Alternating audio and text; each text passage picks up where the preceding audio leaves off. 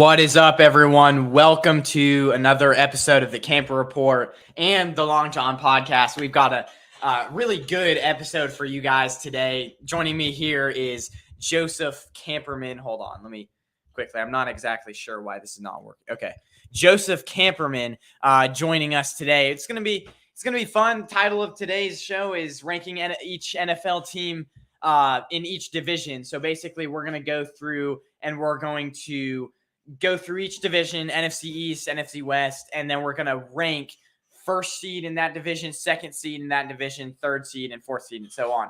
How are you doing today, Joseph? Nice to have you on. I don't know if this mic is going to be working because it is a dynamic microphone, but if you guys can hear us all right, just tell us. Yeah, well, thanks for having me, guys. This is an exciting duo episode, as we said. We typically live across the country normally, so been here visiting. We thought let's kick it off and do a joint stream here, so really excited to rank these teams. I think it's really interesting how some of our rankings are going to definitely be a lot different than what the standings were last year. I think there's going to be some bold statements, but also I think some of these divisions are going to be relatively straightforward in our rankings. And I'm ready to kick it off when you are. So yeah, so we'll get to that. Let me just pull up the banner real quick. I was going to make a tier list for today, but we'll just kind of a lot of different things going on. So we'll rank. So let's start with the NFC West or NFC East. Well, let's do East on. Do you want to do like the whole NFC and then AFC? Okay. Let's do NFC East. Because that's your division with the Eagles. You got the Eagles. This is going to be one of the most competitive divisions right now in the league. What have you who have you got at number one seed? So, I mean, at number one, I've got the Eagles, and it's simply because of the improvements that they have made compared to the rest of that division. So I think that division could be the most improved, which is even crazy because three of those teams made it last year in the playoffs. I have the Eagles at number one because ultimately they have a ton of additions. Like, you know, they lost a guy like the defensive lineman who went to Javon Hargrave, who went to the 49ers, and they're replacing with a guy like Jalen Carter. I think the replacements that they bring in were, if not better, the same as the guys that left. The one issue that I have a few worries at is at linebacker and at corner, and at safety. But there's some young guys there that I think are really going to fit in. So that's my number one pick for is the Eagles. And it's really simply because, yes, while they have the hardest schedule, the Cowboys and the Giants both have equally very hard schedules as well. So I don't see it being like, whoa, one team has a really, really easy schedule. They're going to run away with this division. So that would be number one for me. I'd say the Eagles, but history has shown Super Bowl teams afterwards, except, really the only teams that make it back to full strength are led amazingly great, Chiefs, Patriots type of teams. And so if they can return to that level, then sure. I just have a hard time because if you look back, the last few NFC teams to come out, the Rams and 49ers have both had terrible seasons going back. Yeah, I guess the next season. Well, and it's historically like that. And so I would say the one thing that is interesting about all of this is the NFC East has not had a repeat division winner for over a decade. So if I'm going to look at this team and I'm going to say, you're definitely going to repeat, I don't think it's a runaway. It's just I don't think the other teams did enough. I would say the Cowboys are a close second. The Cowboys are definitely going to rival the Eagles for that top spot. The Cowboys are my pick at number two. And it's simply because I'm not confident in the play calling duties being assumed by their head coach. He wasn't a good play caller. They also got rid of Kellen Moore. Yeah, and he made the decision, and he wasn't a good play caller in Green Bay. That was one of his biggest weaknesses. I don't know how this changes with him now assuming play calling. A lot of Cowboys fans are really excited, but I don't think Cowboys fans remember how bad the play calling was towards the end of McCarthy's tenure in Green Bay. I have them number two because I just think that they have more weapons on offense and defense than the Giants do to have the Giants as number two. But I think the Giants are going to be, once again, that pesky team.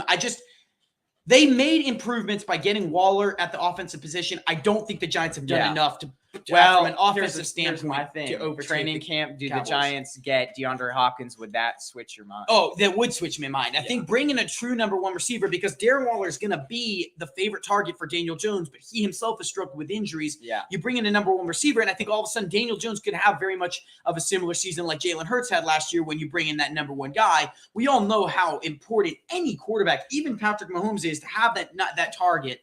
For me, it's number two. It's Cowboys. I'm gonna have to agree with you. The Giants' offensive line got a lot better. Their interior offensive line. They drafted the center out of Minnesota. I think it was like Fred Michael Schmitz or something like that. It was the center out of Minnesota. Basically, they drafted him, and so I think their interior offensive line has gotten better.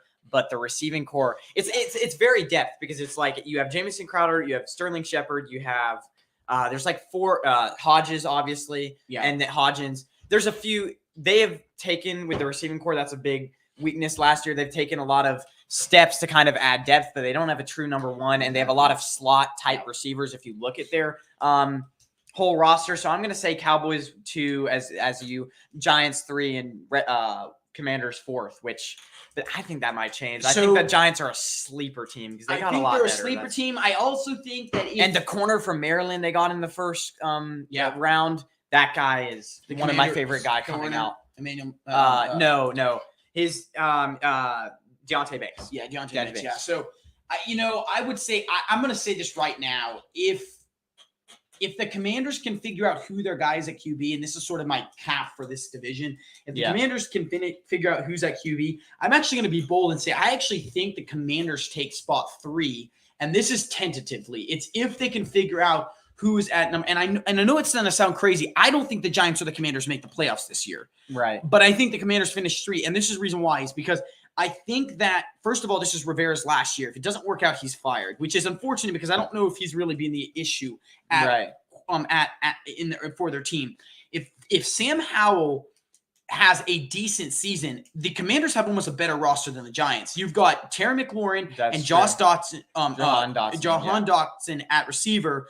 Then you've got an underrated running back crew that, Robinson was underrated. Mm-hmm. I'm worried about their O-line, and that's where I'm tentative. I'm going to say Commanders for 3, but I'm only saying that because I'm not confident that the Darren Waller trade vaults the Giants into being that second team. Now, this all could change if a guy gets brought in like DeAndre Hopkins. I think the Giants could potentially even push to 3. I just think there's not enough offensive weapons to make the Giants a firepower in this division, and that's sort of my my finishing top. Maybe. Okay, so we got that one. Eagles 1, Cowboys 2, Giants 3, and Commanders 4. For you, I got Giants 4, dropping to 4, and Commanders at 3. It's a tentative. I know it's bold, but that's just my opinion. Okay. So next division we can do. I guess do you want to move on to NFC West? Just do it. Okay. So for me, the 49ers could go one of two ways, and the thing is if I just don't believe that Brock Purdy with no offseason is going to be able to come in and start. And it just really depends on how those other guys are going to be able to do it. I think there's a few keys. The 49ers, if they've started off slow because they don't really they don't really play their guys much, their starters much in preseason. I think if they start off a little bit faster, if they play their guys a little bit, their starters more in preseason, they could start off slightly faster than they have in the previous years. I could see us starting off rough again. I'm going to have us actually below the Seahawks, and this is why. The Seahawks have Devin Witherspoon, who could very much have a Sauce Gardner effect as Sauce Gardner had on the Jets. You have Tariq Woolen, one of the best corners of last year, rookie corners of last year. You have an improved defensive line. I think they got a steal, Mike Morris, 5th round in the draft, defensive end from Michigan. I think that's a huge, huge pickup. They got a steal, obviously, in JSN, Jackson Smith-Njigba. So I'm going to say because the Seahawks schedule is right now at face value slightly easier, they have they had 2 first-round picks. Both of those guys are going to be able to play, and they're going to be able to start off faster because they actually have a figured-out quarterback position. I think the Niners, since the Seahawks lost that first place in the division last year around week 8-9 because their team just wasn't experienced enough, the Niners, I think the way the Seahawks have been building their roster the last few years, it's going to be – they're not going to be – I feel like the Niners are going to start off slow again, and they're not going to be able to recover. So because of that, I'm going to say Seahawks by a close margin. I think the Seahawks are going to be like a 11-6, 12-5 team, and the Niners are going to be like a 10-7, kind of 11-6 team. So I'm going to say Seattle number 1, Niners number 2, and I'm saying Rams number 3 and Cardinals number 4. The Rams might be bad, but Matthew Stafford, and they have a few important players coming back. I think the Cardinals have like no talent, so obviously number 4. So for me, I agree with you on that. I was already planning on the Seahawks, and the reason why is because the fact that you look at Lockett, DK Metcalf, Jackson Smith and Jigba on offense with Kenneth Walker, and then this Charbonnet, who I think could end up taking time away from Kenneth Walker. There were some injury issues there. So for me, I'm like, oh my gosh, in offense, they're really good. And then they have 2 bookend tackles that they got last year that are going to just continue to grow into that role. I don't think people know the surface that this Seahawks team can be. I think they could be a 13-win team. It's a tough division, though, so I'd say they're more of a 12-win team as their cap. I'm not confident that you stick – I was talking with this on my previous show 2 weeks ago with Amin from Amin the Dream, that you could stick any quarterback in the 49ers system and it would be good.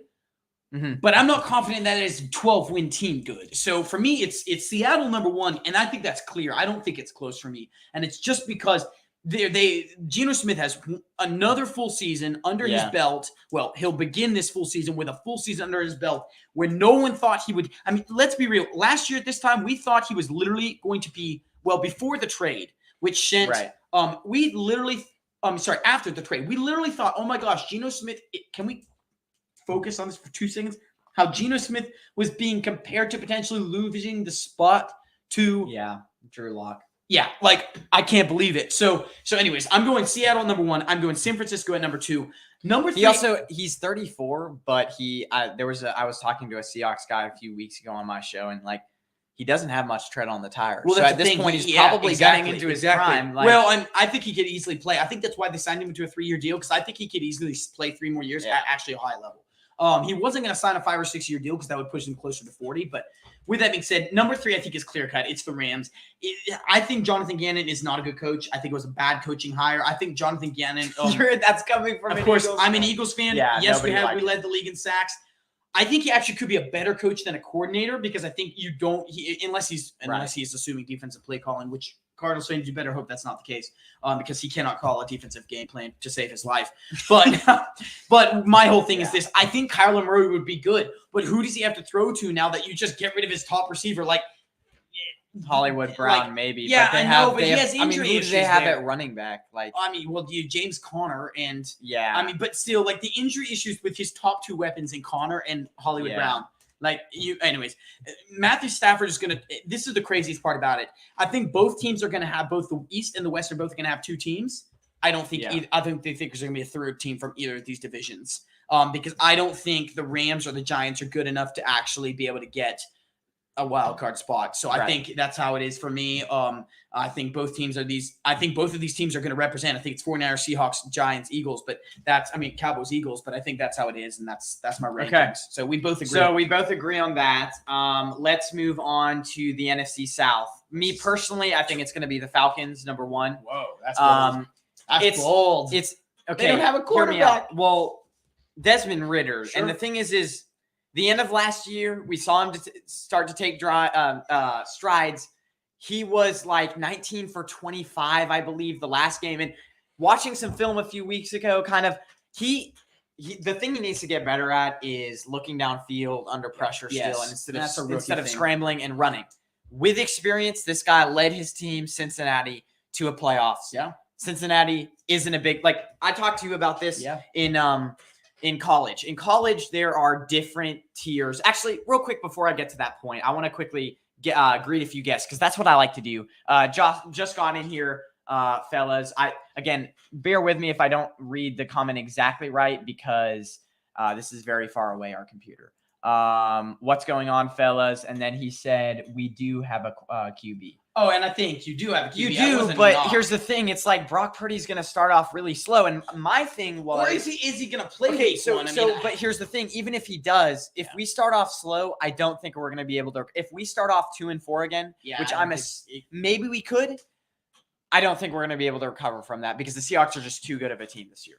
Yeah, it's not a popular opinion, but... Yeah, I will. And I'm impressed that you're saying this for your team. But yeah, we could speak in a whole hour. Wallace, yeah. But that was Wallace Smith. So thanks for coming in. Drop your comments, guys. But yeah, and if back to the NFC South, Desmond Ridder, I think could be, he has, I've said this about college football teams. There are certain teams like Cincinnati that just, their goal is not to win a national title. Yeah. Their goal is to just get to a bowl game because like Michigan, Alabama, Georgia's goal is to win national titles. But there are certain, there are certain tier lists with college football teams. Yeah. And Cincinnati, what they did is something that they've never done in Cincinnati history, and they probably might never do again. And so that was very impressive what he did. Not only that, those last two games, he definitely took strides against a okay Buccaneers defense. I mean, the last two games were against Buccaneers and Cardinals. So I think if he makes strides, that offense with the weapons, the skill position players is like next to the 49ers with their running back core. It's very, very talented. It could be good if there's a quarterback. If there's a quarterback, but I'm saying the strides that we took, the strides that he took last year are going to be impressive. They have a smart coach. I'm going to say Falcons number 1. That's bold. I think I'm trying to think here because you've got Panthers, Buccaneers, and Saints. I'm going to say Saints number 2. They have it. Well, okay. I'm going to say Saints number 2 just because they got a quarterback. Chris Olave could break out. And then I'm going to say Bucks number 3, Panthers number 4. Oh my gosh, this is crazy. Because the Bucks, and there was a Bucks player that made a good quote. He was like, okay, if you're saying worst team is still very good. And I looked at it. I mean, their team is still good. We have not Ronald Jones, the Rashad, was it Rashad White? Yeah. For that running back there. So you have Rashad White. You have a decent, I don't know. I think from what the Bucks team wasn't that bad. They just were plagued by injuries last year. Yep. And so if you can get past that, I think the Panthers with a new quarterback, I think Bryce Young probably as a new quarterback is going to struggle, especially at 5'9". But you left Frank Reich. So I don't know. Yeah. So I have this is the one where, I know it's going to be bold. And here, we have some comments in the chat before I get. And also, but do you not agree with me that Baker Mayfield at first is going to probably look better than Bryce Young just because he could, but I'll tell you why I don't think he is going to. And here's why. Here, what are the comments here before I he only had London to throw the ball to, and I was talking to the Falcons. I was saying that we do have a quarterback in Ridder. Oh, okay. My bad. I believe I've actually seen you in the comments, and yes, you are a Falcons fan.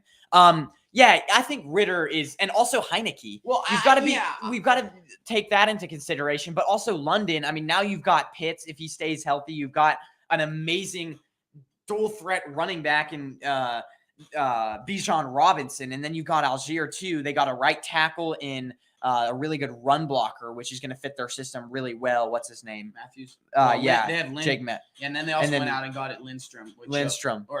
Lindstrom. And then Jesse Bates has destroyed that secondary. And they have, and I was telling you this morning, they have Calais Campbell, which is going to bring some veteran presence. So yes, I think they're number 1. Here's my 60-second synopsis. And you don't even have to be that good, I don't think, in that division. Maybe not, but here's my 60-second synopsis on this is good. That's why I spent too long. 60-second synopsis on why I think this is these are the standings in this division.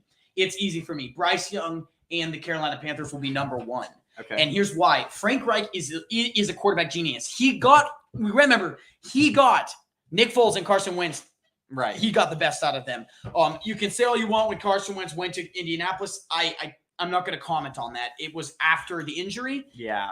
He was on pace to be the MVP of the league before that injury. I think the injury just got into his mental. I'm not going to get into that. But anyways, I've got Carolina Panthers at number 1. I think Bryce Young in that O-line with also Miles Sanders and Chuba Hubbard. That's a good running back core. It's going to take the pressure off of Bryce Young. Wide receivers, they don't have anyone flashy that's standing out, but they're one of the number one teams to land DeAndre Hopkins, and I really think they're going to make a move. Adam Thielen's not a bad receiver as well. I mean, he's got tread on his tires still, and I think he'll perform well. Number 2, I've actually got the Saints, and it's because people want the Saints. The Saints are the favorites to win this division. I'm not confident that Alvin Kamara, that Michael Thomas, that some of these big star guys on their team are going to stay healthy. They haven't stayed healthy in the past, especially Michael Thomas. What's to say this year's any different? So I've got them number 2, and it's simply because I think Derek Carr can do what needs to be done to win that division. Panthers number 1. Panthers number 1, Saints number 2, and it's because I'm not confident of the injuries with the Saints. Now, at number 3, I have got Baker Mayfield, and here's the reason why. He's more proven of a quarterback than the Falcons, and he has You got Falcons. Yeah, and this is what's crazy. So here's the deal. He's got Godwin, Evans. Those are 2 really good receivers still. I think people are forgetting how good that receiving core is. Rashad White is a good running back. That line is not great, but it's better than some lines in the NFL. And then on defense, they still have guys like Levante David. He could get traded, but there's guys like Levante David. They still have pieces. I would say there's a chance because of the Falcons' depth and their depth chart that they could leapfrog Bucks, but it's only because I'm not confident in Ritter or Heineke. I know the guy in the chat's gonna hate me. I know he's got quite a bit to say, so I'll let him say what he says. He says, "Come on, man, Young in a rookie, and Young is a rookie, and is a rookie. He hasn't even played a down in the league yet, and you don't like Ritter because he only played. Yeah, exactly. Well, that's my thing. So here's the deal. I didn't say. I apologize real quick, guys, because we put this way too far away. Yeah, we have to bring this. Hold on. We could actually hold on. We're gonna see our faces less, but I can zoom this up. Oh yeah, just zoom it up. Oh heck yeah, that's a lot better. Okay. We had a lot of technical difficulties, these guys. I appreciate you being patient with us. Here's my thing, and I know we don't want to dwell a lot on this situation because each division we could spend an hour on, but it's not a knock to Ritter. I'm not confident in Arthur Smith's ability to continue to develop him. Yeah. Tell me Ryan Tannehill is a good quarterback. I don't think Arthur Smith was directly attributed to developing Ryan Tannehill. I think they're a great team that can be great, but I'm not confident they have the coaches to help Ritter come along. It might be and Heineke didn't do much with the Commanders. He's a good guy. He's a gunslinger, but he's not a. I can't exactly say who their offensive coordinator is, but I'm pretty sure when I was talking to G-Talk Sports, as Falcons fan, he named an offensive coordinator. If you want to tell me Wallace Smith, but I know your opinion. I know this is your. This is, and I think here's the deal. I think there's a chance that if injuries go haywire with the Saints, I think there's a chance that actually, in my opinion, the Falcons could leapfrog 2 spots and be the second place in the division. The only reason why is because I don't actually think people realize how special Bryce Young is, and it's not because I live in Carolina, but I'm not a Panthers fan. He is mentally very mature, and that is so important as a quarterback in this league. Look at Carson Wentz. The measurables are there. He's mentally weak. I'm calling out a guy who used to be an Eagles fan. Yeah, but Ritter's a great leader. I mean, I didn't say that. I was saying that I think that's why Bryce Young's going to excel is because of his leadership. So it's interesting. It's a bold take here, but yeah. Well, anyways, guys, we'll move on. NFC, when you put talent around the QB, they're going to be and that's true, and they've done that. So we'll see. Ritter is going to be an interesting one. So let's move on. We've done NFC East, we've done NFC West and South, and so now do North. Yeah, I'm gonna say the way the Lions improved their whole team in general. I'm gonna say Lions number 1. Yeah, this might be an interesting take, but I'm gonna say Green Bay number 2. Okay, because the thing is they have the talent. They really do. I mean, their defense is they have Devin Bush. Yeah. They have one of the top corners. Yep. They have Jair Alexander. They have Smith, their edge rusher. Zadarius Smith? No, not Zadarius Smith, the other guy. Oh gosh, I can't think. Zaire Smith or something. I don't even know, but I think their defense, like I saw a comment the other day when I was talking about it, and they were like, I can actually pull it up. It's on my latest video, but they were like, we have this and this and this weapon. I'm like, that's a very good point. They have some of Christian Watson, good... Romeo Dobbs. I mean, and then of course I think we're forgetting about their running back core, which is really underrated from a standpoint of. Well, yeah, I mean, they still have, unless he gets traded, they still have. So Rashawn Gary, Dillon, Preston Smith, Jair Alexander, Rasul Douglas, Eric Stokes. Yeah, Devondre I mean, it's not Campbell, bad. Quay Walker, they drafted him too. Okay, you got them at 2. Yeah, so 2. So I would do, and then them 2. I'm gonna say, just because the Vikings, their defense is gonna be absolute dog crap. But I'm gonna say Vikings number 3 and Bears number 4. Although I think they'll improve. So I had a really quick take at the beginning of I was on a Tobacco Road Radio Sports show with Michael Davis from Out of Pocket, and I had a really bold, quick 60-second take on the Vikings where they had to nail the draft, or actually, crazy enough, their coach was going to get fired. I don't know if they nailed the draft, but Addison was a good pick. They did nothing on defense. So number 1 for me, it's pretty obvious. It's the Detroit Lions. If you guys have watched any of my previous episodes, I actually have the Lions as a championship contender. I don't think people realize how good that O-line is. And then they've got a really good set of receivers. Now, one of them, unfortunately, because of gambling, is not going to play the first couple of games. So that could affect some things. Then they've got Montgomery at running back, and then Jahmyr Gibbs. I mean, that's a good. And then their defense. It's not bad. Lions. Aiden Hutchinson. They've got C.J. They completely rebuilt the Emmanuel Mosley. Exactly. They drafted oh my God. Oh, the guy from the Steelers. They got his name escapes me, but he's Ford? a good. No, if that was Ford. No, his name escapes me though.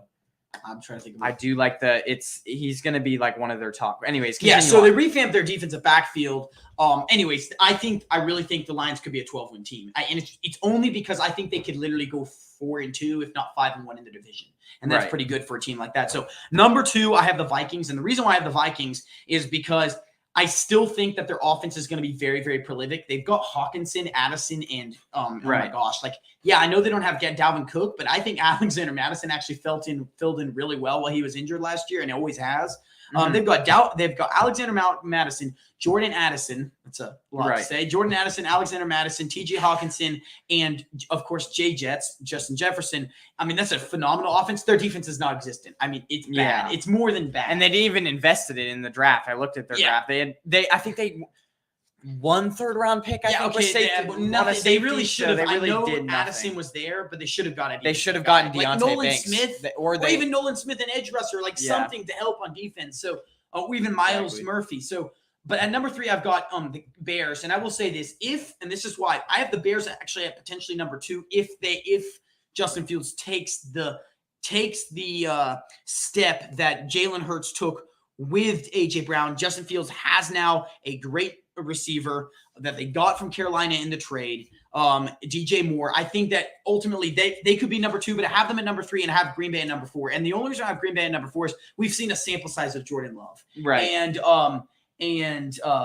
cornerback. Yeah. So from the Steelers, that's what I'm trying to look up. Yeah. They also got Brandon Branch, who might not even be a starter. Yeah, this exactly. Year, so, I mean, I think that it was, I want to see, sorry guys. Right here, Detroit Lions cornerback. Well, I know it because I actually did an analysis on this. I should have actually looked that up. Cameron Sutton? Yeah.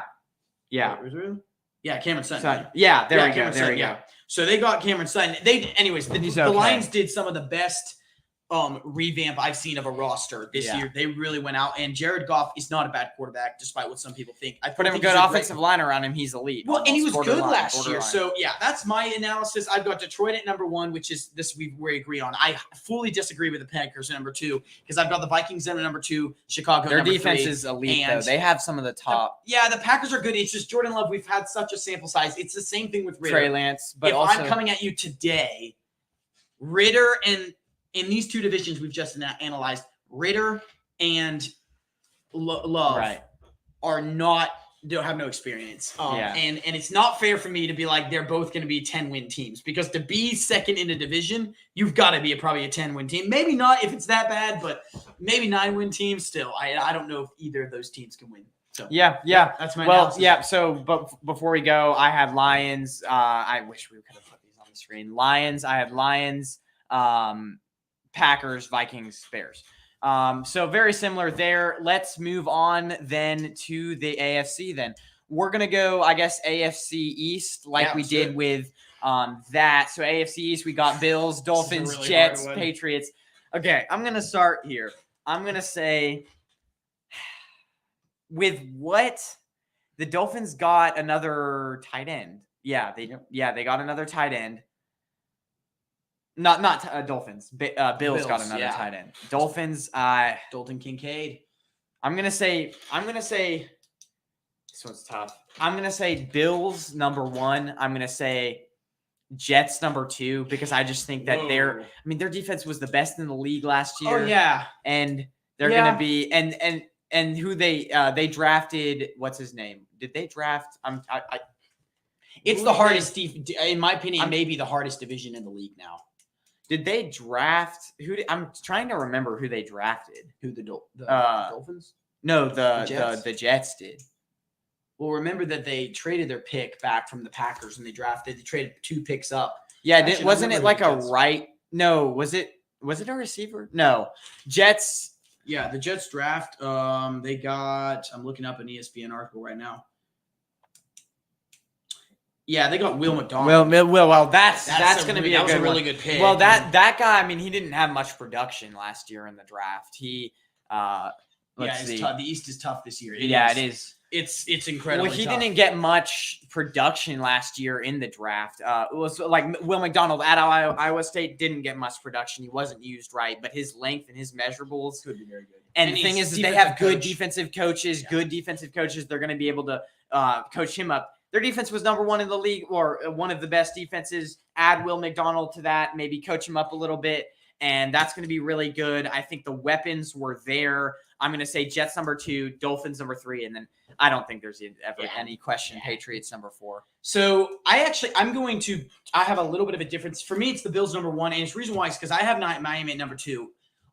Bills number 1 because I think that this is really going to be one of the last. Why Miami though? Because Tua late in the year can't. The thing with me is if he stays healthy, how do they survive the test of the season? Well, so they have the second hardest schedule, and the run game is really how you survive that test of the season. True. And the Jets will have a better run. But their offense is loaded. I mean, anytime you have Waddle and Hill as your 2 receivers, which almost seems unfair to even say that. Imagine if they got Hopkins, which they could. Well, and they could. And so this is where and they could get Dalvin Cook too. But all of this is presumed. So for me, I've got the Bills at number 1 because I think people are going, and I know this is maybe a bold topic, but people are going to start asking questions if Sean McDermott can't win playoff games. Yeah. And it should be asked because there's a real question that some people should ask. And that question is Sean McDermott the real holding Josh Allen back? And I don't know. I don't have that answer to that. But for me, I've got the Bills at number 1. I've got number 2, the Dolphins, and it's because I'm not sold that Aaron Rodgers is going to come in there and win them 11 games. And this division is so hard, and the playoff picture is so tough in the AFC because of how all these divisions in the AFC have 2, if not 3 good teams, whereas in the NFC there's maybe 2 in some, but definitely not 3 in all of them. And so for me, I've got it's a hard one. I think the Jets could leapfrog to 2. But I think it's Bills, Dolphins, Jets, Patriots.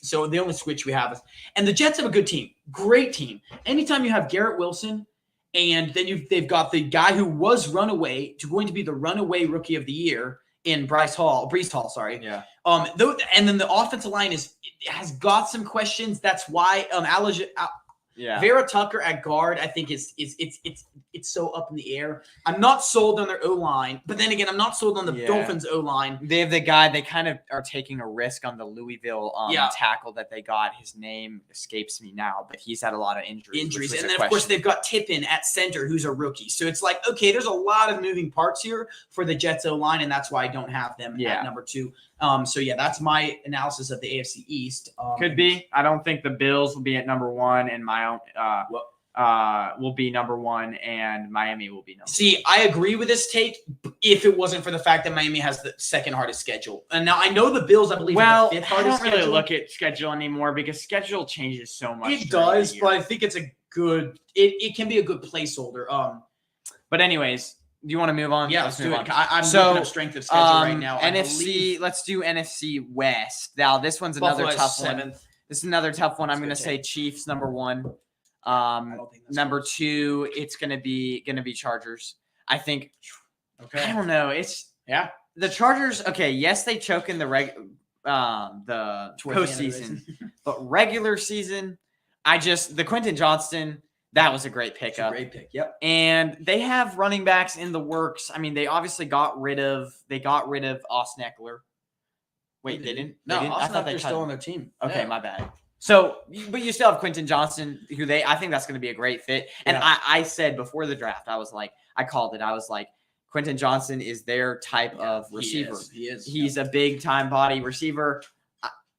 I didn't like him the best, but I do think he's going to be at best, he's like a DeAndre Hopkins type player. That's really how I compare him to. So it's going to be Quentin Johnston. That's going to be their number 3, and he's going to get a lot of work because their receivers get a lot of injuries during the year. So they built up depth.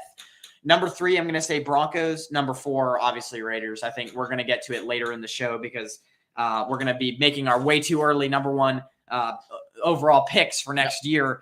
But what's your rankings? So for me, this is easy for me. It's the Kansas City, obviously number 1. I mean, the fact that they have the 16th easiest schedule, and I only use that as a placeholder because you are right. For instance, anybody who had the Rams on their schedule last year technically would be like, oh, that's a hard opponent, and then look what happened to them. So you are right. So the Niners finished off with the easiest schedule, and they had one of the hardest at the beginning of last year. Exactly. So with that being said, the way I look at it really ultimately is I've got number 1, Kansas City. Number 2, I have the Broncos. And it's only because I know I'm cutthroat this episode. I think there's 2 coaches that are on the hot seat. It's Brandon Staley, who is my least favorite coach in the NFL because I love Justin Herbert. But I just think there's too much talent there. Because you have But the Broncos, look at their talent. Jerry Jeudy, Cortland Sutton. I mean, and then of course now if their running back comes back healthy, that's also a good option. But their offensive line didn't. But I don't. Yeah, and that's true. And of course the question is, will Sean Payton and will the Russell Wilson experiment work? I don't know if it will, but I think it'll work better than the Chargers because I have Brandon Staley on the hot seat. I also have the Minnesota Vikings coach on the hot seat as well. It's nothing to knock those 2 guys. I just don't think that they're doing enough with the people they have on their team. Especially Brandon Staley. You guys, anybody who's watched my episodes know how much I dislike him as a guy. And so that's number 1. Number 2 would be Broncos. Number 3, it's obvious Chargers. Number 4 is Raiders. I'm not even going to get involved with Raiders. There's no way they're winning more than 6 games this year, maybe even 5. They are a dumpster fire, and I will be shocked if they win more than 5 games. But I could be wrong. Let's go on to a different division. So number 3 is so we've done NFC East, NFC West. Now it's I guess NFC South. Let's do it. We've got the obviously Jaguars, Titans, Texans, and Colts. This is kind of interesting because all of these teams are going to be except the Jaguars. Except the Jags are going to be incredibly mid. Unless the Titans shock us, but I don't know if I have any hope in them.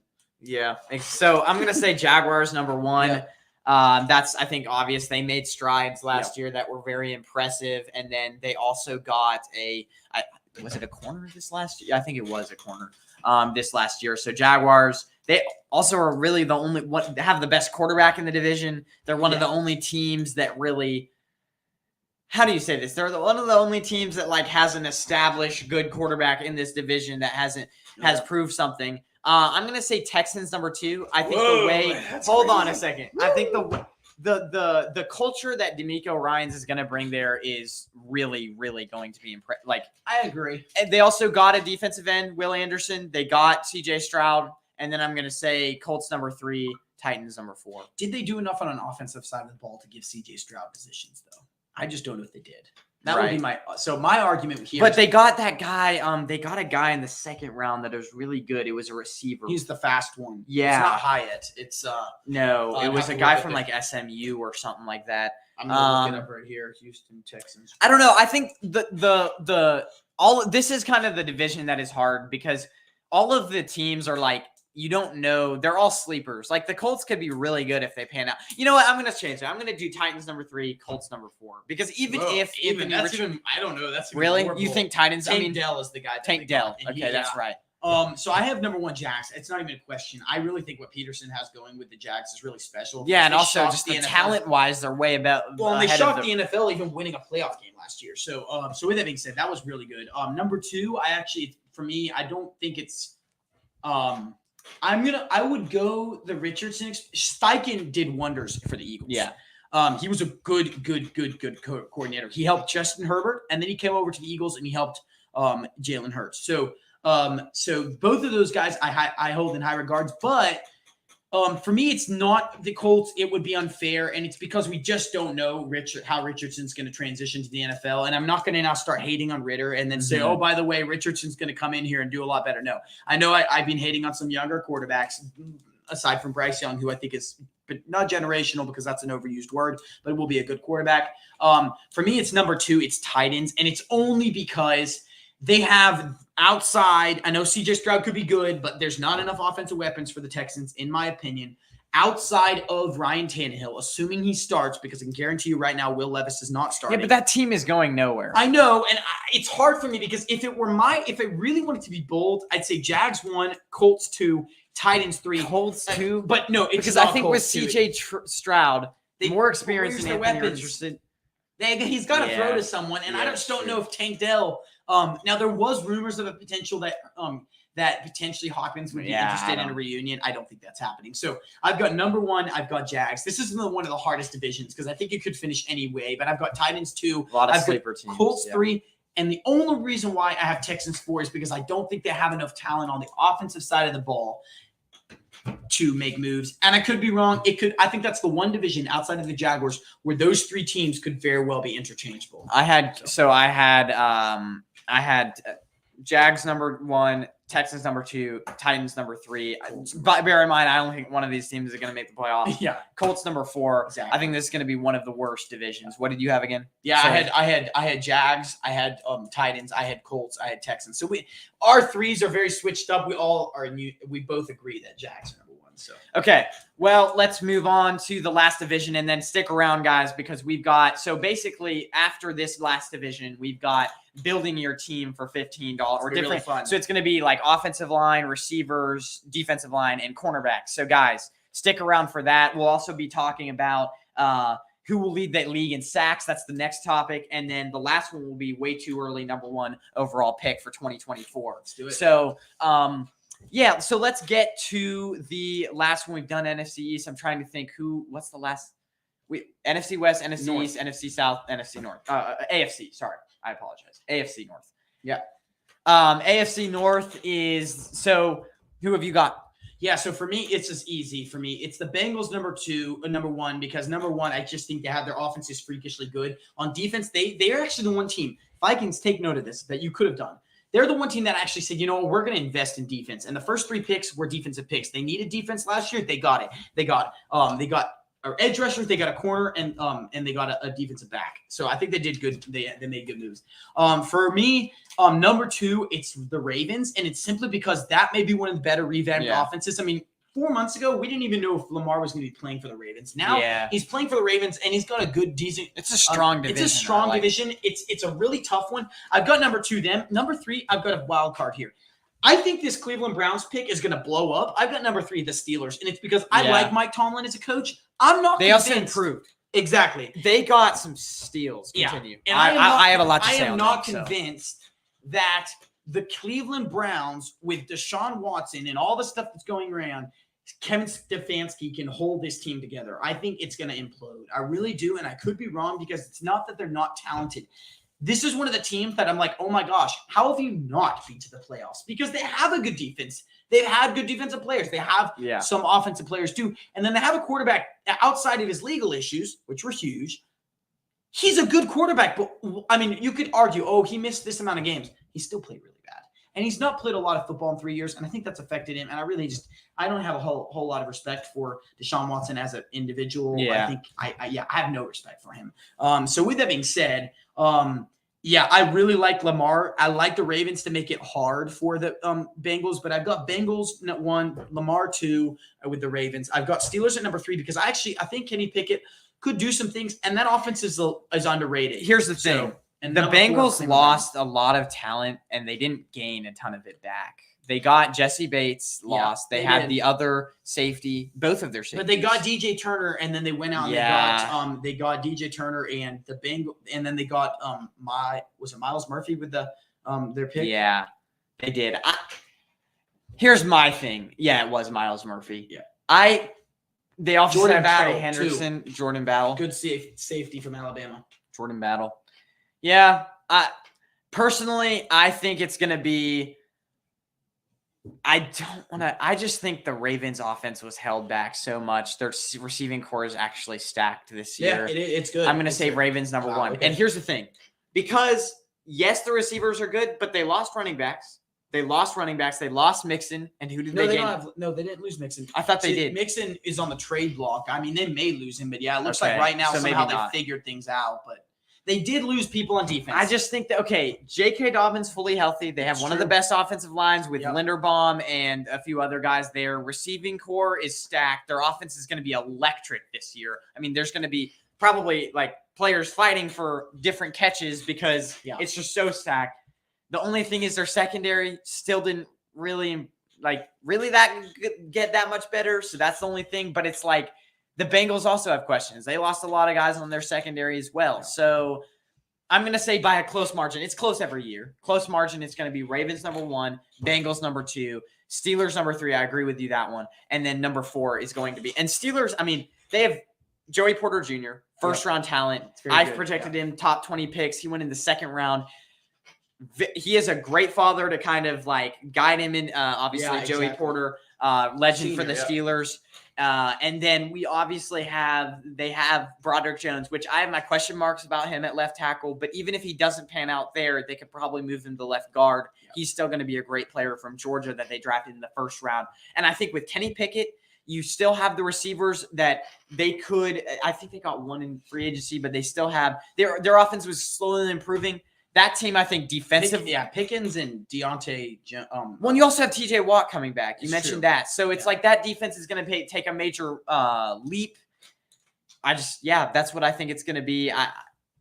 Browns, that is the biggest unknowns in the league for sure. They have talent, but it's like, what do they do with that? I don't know. I think if the Browns don't get at least second I think it's second. The bar is high. Then Stefanski. Then Stefanski could be fired if they don't get second in that division. So they have Deontay Johnson, Allen Robinson, and George Pickens. It's actually really Allen Robinson, I think, yes, he didn't pan out with the Rams, but he didn't have a good quarterback. It was also the Rams throwing to him every single game. You know, it wasn't consistent. Last year.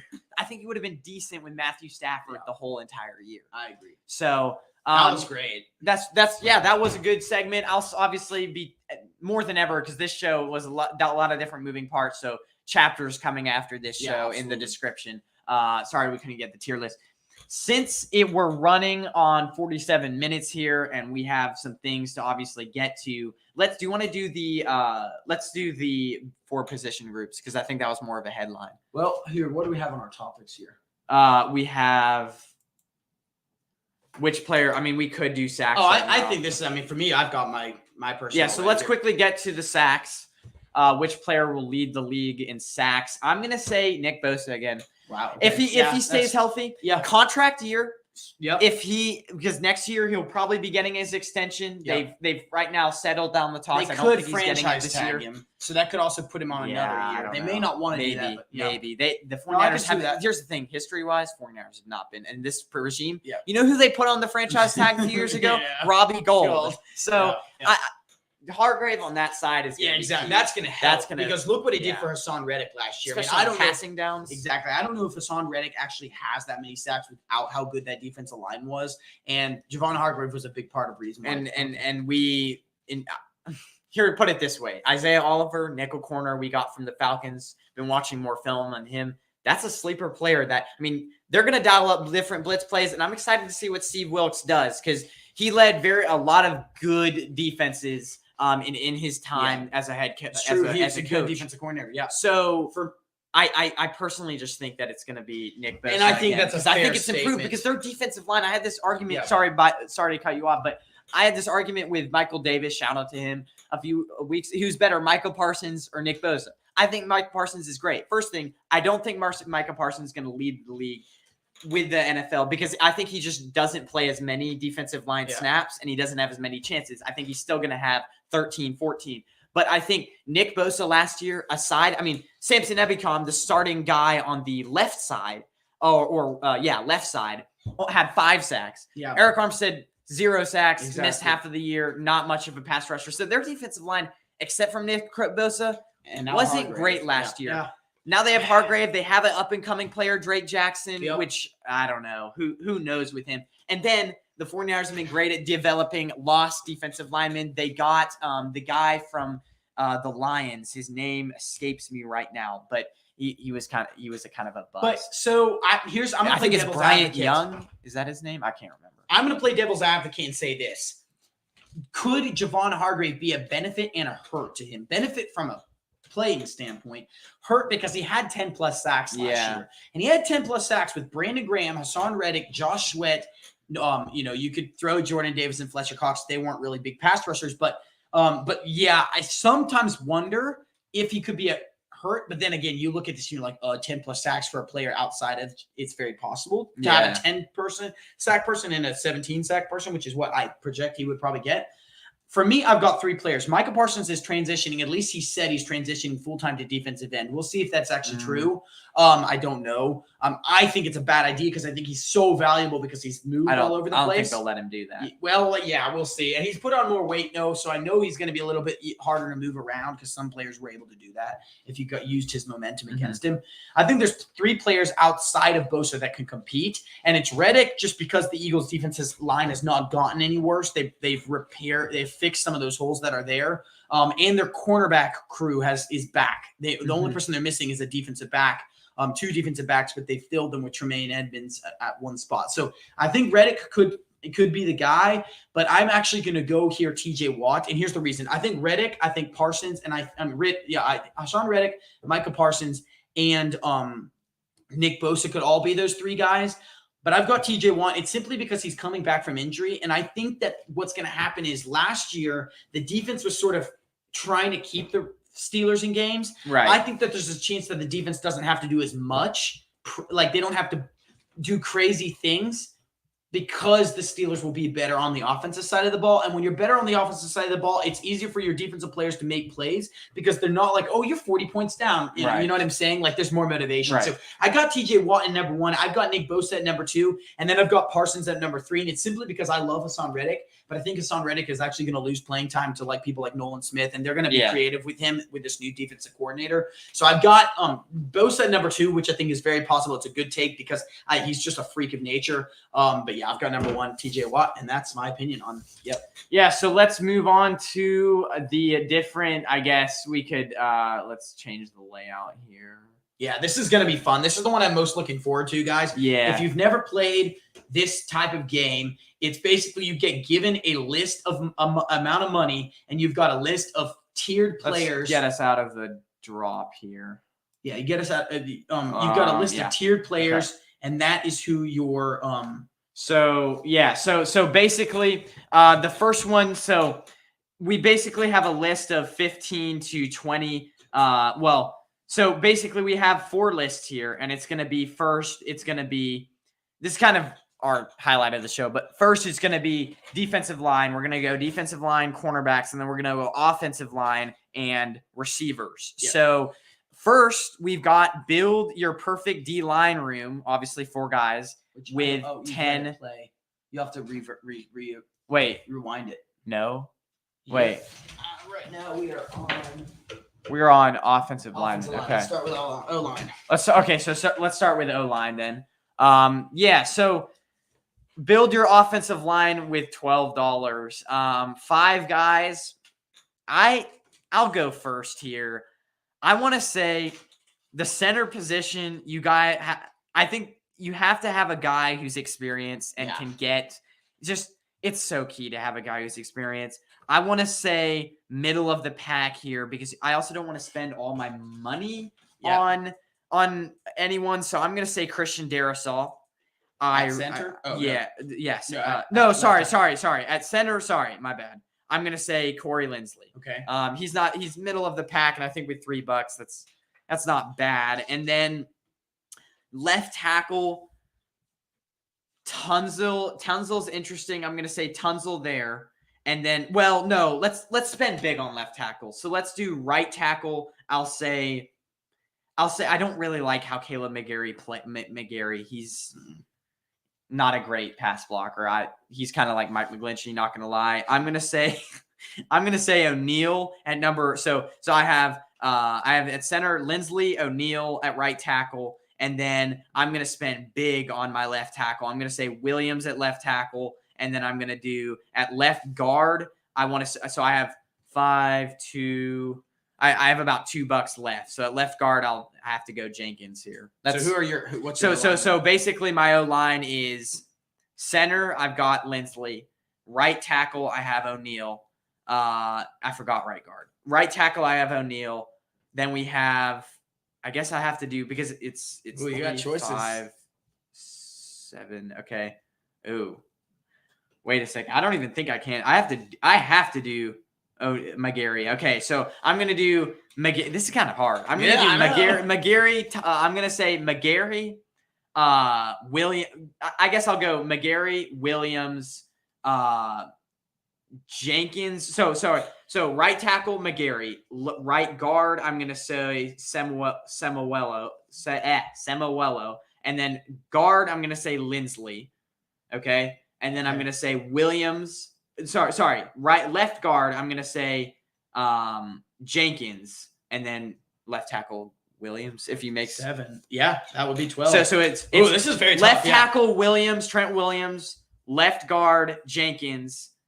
And then we have center Lindsley, and then right guard Samuello. I think he's an up-and-comer. Yeah. And then right tackle McGarry. McGarry, who knows? Good run blocker. So depends what system you're playing in. This is a very run-first offensive line. That's for sure. You got a point. So I'm going to start with left tackle. This is a tough one. This is not great. Outside of Williams, I don't really like Thomas. Sorry to cut you off, but real quick, I want to quickly give a shout out in the comments.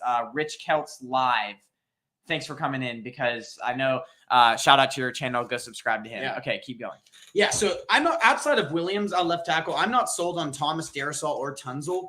I'm actually going to go Slater here, which is crazy because left tackle is very important if you got a right-handed quarterback. But I think Slater, outside of his injury, has a chance to be one of the better left tackles in the league. So I'm going to go Slater at left tackle. At left guard, I can't believe how cheap Dickerson is. Dickerson is like he was a great left guard last year. But Tonio, Nelson's a good guy. Tooney's a good guy. So is Jenkins. But I'm going to go Dickerson. So I've got now $10 to spend over 3 players. So I got Slater at left tackle, Dickerson at left guard. At center, I'm going Jason Kelce. And it's because Jason Kelce is probably one of the best centers. I know we're not talking, this is not a longevity pick. This is a like as of last year pick. So I've got center. So that's 6. Now I've got $6 to spend over 2 players. I'm going to go at right guard. I'm going to go Zeitler. He's not a bad guy. So that gives me 8, and then that gives me the ability to have 4, and I'm going to go Tristan Wirfs. So I've got Wirfs at right tackle, Zeitler at right guard. I've got Kelce at center, Dickerson at left guard, and Slater at left tackle. Let's go on to the next one. Okay, so defensive, I believe it's defensive line. Let me quickly play it. See. Here we go. Pause it now. Boom. That is defensive back. Defensive back. Okay. Let's do it. So defensive back, build your defensive back with $10. Oh my gosh. Hold on. Let me quickly check something here. Okay. I was just wondering if they actually could see the play button on it, because that would be annoying as heck. Anyways, see it? No, they can't. Okay, so defensive back with $10. No, they can't, like the play button. Oh, yeah. That would be annoying. Anyways, defensive back with $10. We have to do fair. Yeah, we have to do 5 dudes. Oh my god. Yeah. The heck? Good luck. Is retarded. So I'm gonna say I honestly don't think Alexander is that much worse than Gardner. Gardner. So I'm gonna say Alexander number 1. Well, injuries. Barring injuries. Okay, Alexander is my other one corner. I'm gonna say Terrell is my second corner. That's 6. Okay. I'm going to say, yeah, this is hard. Woolen, I want to say because Woolen and Terrell can both play nickel. I'm gonna say because they're height wise. So I'm gonna say Woolen was solid improvement wise. Yeah, he's gonna make strides. And then I basically have to. I mean, what I'm at right now. So I have Alexander as my 3 corners. Alexander, Terrell, Woolen. That's 6, 7. So I basically have to pick. Yeah, I have to do. It's really just a choice if I want Bates or Baker. I'm gonna say Buda Baker. Yeah, that's a good move. So I'm gonna say Buda Baker and then Holland. So this is basically my room. And my 3 corners are Alexander, AJ Terrell, and then Tariq Woolen in the slot. And then I'm gonna have Jesse Bates and Holland. No. Sorry. Buda Baker and Holland as my 2 safeties. So I have got here. This is interesting. Starting with my top corner, I cannot believe that Gilmore is number S3. I'm barring injuries. I'm barring injuries because I'm going. Yeah, there's not really a guy that I want to spend $5 on here. I mean, Gardner Johnson's good, but Jair Alexander's. I just don't think Jair Alexander, Ramsey, or Lattimore were really any of these guys are that much worse than the top section. Yeah, I'm going Alexander. And then I'm going Bradbury with 2. So I'm at 6. My third, I'm actually going to skip to my third cornerback because I think Alexander and Bradbury are excellent, 1 and 2.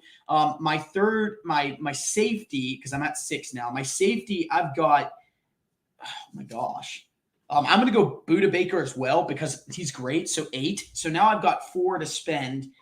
And my other safety is going to be Bates and Terrell. So I've got Alexander, Terrell, AJ Terrell, James Bradbury, Bates, and Baker. You have to say it truly, Terrell. Okay, so I'm just kidding. I've got Jerry Alexander, AJ Terrell. That's 6. Wait, no, I couldn't do that. Oh, I'm cheating. Benjamin. No, I've got 4, 6, 8, 10. Oh, that'll be $2 over. Okay, so anyways, I'm making some amendments. I'm actually going to go, Alexander at 4. I'm going to go Dean at 1. It's not good, but I really want Bradbury at 2. Dean's not bad, though. 4, 5, 7. Yeah, it's not a bad number 2. That's not pretty good. I'm going to do – so we only have one difference. I'm going to go Jay Alexander, Dean at my cornerback 3, Bradbury at my cornerback 2, Buda Baker, and Holland. That was too little money. Let's go on to the next one. I needed more money. Anyways, number 2 corner as Dean, that's insane. I mean, he's number 1 corner. Well, yeah, I don't know. And then Bradbury is your number 3. I mean, you're being biased with the Bradbury. I don't know. Who else would I have picked? I could have picked Woolen, but then I would be copying you essentially. So we're on receivers now. I'm going to say with receivers, you need the go-to guy over and over and over again. Well, receivers, we only pick 3. Oh, yeah. Yeah, it would be Fair 3. enough. So you need the go-to guy over and over again. I'm going to go Devontae Adams. I know he's getting older and up there, but he's reliable as heck. I'm going to say with the next dude, I'm going down the list here. This kind of limits my options. So, but you can go with 2 number 3 options here. I'm going to say Waddle as my slot. Okay. Speed receiver, great. I mean, really just do it everywhere you want in the field. $3 to spend. And then this is I honestly don't know why Adams is so Adams 5 and then no, I've got 2 more dollars. Oh, that's because Adams is 5. Okay, it's going across. Yeah. I can see why that can get confusing. And then for the next guy, I'm gonna get a little bit bigger of I'll say DJ Moore. Well, no, I'll say Chris Godwin when healthy. Because Chris Godwin was a good receiver, borderline number 1 when healthy. So my 3 were Adams, Waddle, and Godwin. So I got Chase here because Chase is just like a dual threat. I think he's got speed and he's got size. I would pick Hill here, but Hill's size does worry me. So I got Chase here at oh my gosh, no, this is too hard. Yeah, I know. All of these are crazy. I need 3. So I'm going to go because I've got to obviously pick a guy with looking at this bottom row here. None of these guys stand out to me. No, don't. They're not very good, any of them. Yeah, actually, I'm gonna do this. I'm gonna go AJ. I'm gonna do AJ Brown just because I think he's a freak of nature at 4. Then I'm gonna do Chris Olave at 2. So that leaves me 4 more. And at 3, I'm gonna go Deebo Samuel. So I got like my trickster at Deebo Samuel and Brown in size, and then I got Olave in speed. 2 Eagles players in both position groups.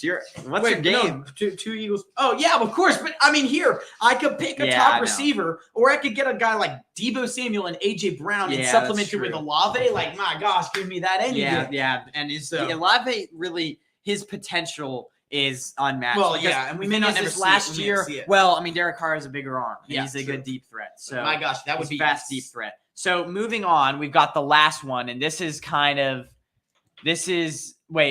we done? Hold on. This is defensive backs. Okay. I'm defensive ends.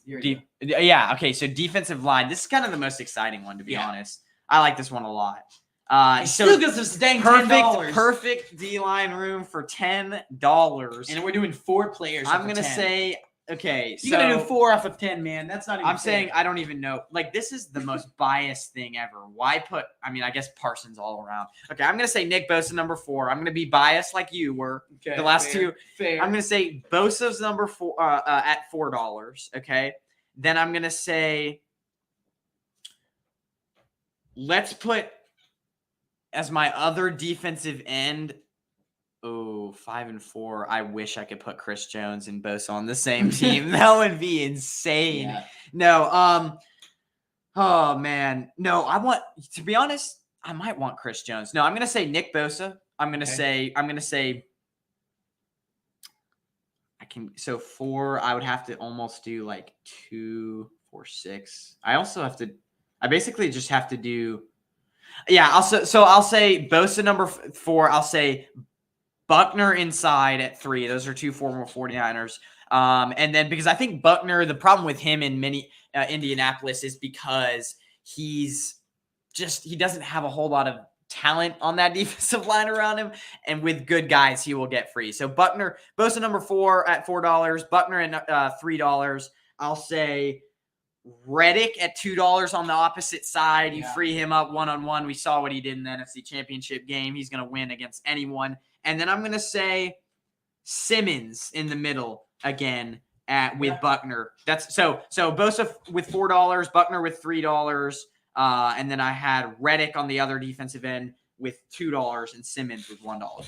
Ooh, so this is tough. I kind of spread it out a little bit. I spread my money out. I didn't go with the super elite guy, but I was going to go with Donald I was going to go with Aaron Donald, but I'm like, no, I can't do that because then it handicaps me. I've got $5 to spend on 3 more players, which is not going to be good. So I'm not going to go with Donald as much as it pains me. I'm going to go with Bosa at 4 because I think it's a steal at 4. Yeah. Because he's not. I mean, TJ Watt struggled with injuries. I know Bosa's had an injury, but still, I'm going to go Bosa at 4. I'm going to go Simmons at 1 because that gives me $5 now, and now I have $5 more to spend on 2 more players. So then, and my other interior defensive lineman, I actually really like Jonathan Allen. Jonathan Allen's really, really good. And so I've got now $7, and I can spend $3 on my last defensive end. So either Joey Bosa or Crosby. And I'm going to say Bosa brothers unite. I'm going to go Joey Bosa and Nick Bosa on my ends. Barring injuries. Allen and Simmons on my interior. You wouldn't even be able to afford all of these dudes. Yeah. Because Bosa, $27 million. Yeah. Nick. This is totally unrealistic if cap space was never a thing, and we all just paid them $10. Yeah, exactly. Anyways. So do you want to get to the next? Let's get to the final topic. This would be like a really spitfire. Okay, because we're working hard earning men here, and we have to get to our other jobs because unfortunately we do not make enough money to do this full time. Exactly. But hopefully one day. So way too early, number 1 overall pick. Wait, what? On the pick banner. Oh yeah, my bad. Oh, I didn't even change the last one. Guys, sorry, you can quickly go at number 3. We didn't change the last one, but build your position group. So if you guys follow, I mean, they probably kind of got that one. That's my bad, guys. So topic number 4, which team will have the number 1 overall pick next year? I'm gonna say this is easy. The Cardinals in my own division. I just don't think they have like actually any talent on that team. Everyone wants to, and they have a terrible head coach. Now you said, what's yours? So I have mine, and here's why. It's the Las Vegas Raiders. Yeah. I think here's the deal. I think they're going to lose all six divisional games. Divisional games. And who's their quarterback at this point? They gave themselves no security with one of the most injury-prone quarterbacks in the league. This is their schedule. Raiders, Broncos, they're going to lose. Bills, they're going to lose. Steelers, they're going to lose. Chargers, they're going to lose. Yeah. Okay, I'll give them one. They may win Packers. I'll give them one. Okay, so that's one game winning. They may win against Packers, though. They win against the Patriots. Okay, so I'll give them 2 wins.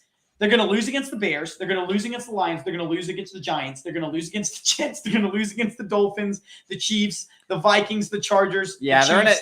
Okay, I'm telling you right now, they're winning 3 games. Yeah, they're winning the Colts. You're swinging me that direction because now that you're naming out, okay, that's a hard. They're going to win against the Colts. They're going to win against the Patriots and the Packers, and they may not even win against the Packers. So they're going to win 2 games this year, or 2 or 3 games. Yeah.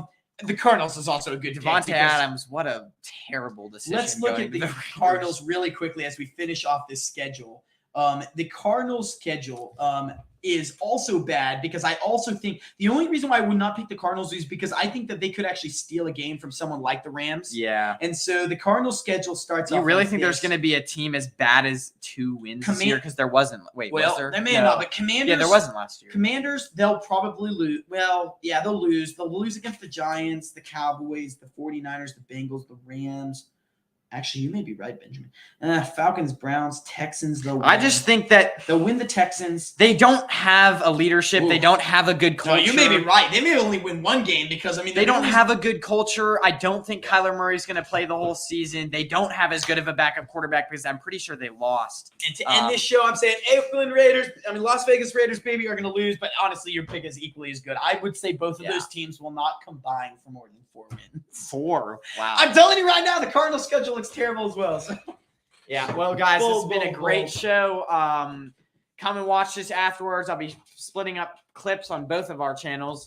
And so, yeah, this has been a lot of fun. Thanks for joining me, man. Thanks for having me. Guys, check us out on our social media. You can find me on TikTok at The Long John Podcast, Twitter at The Long John Pod. I'm now on Threads at The Long John Podcast. Yep, let's go. Instagram at The Long John Podcast. And you can also find me on YouTube at The Long John Podcast. So at least for mine, I'll be adding tags, or not tags, but like chapters to the description. Because this was definitely kind of hard to follow at times, I'd assume. So, guys, go have a good rest of your evening, and we'll see you soon. See you later, guys.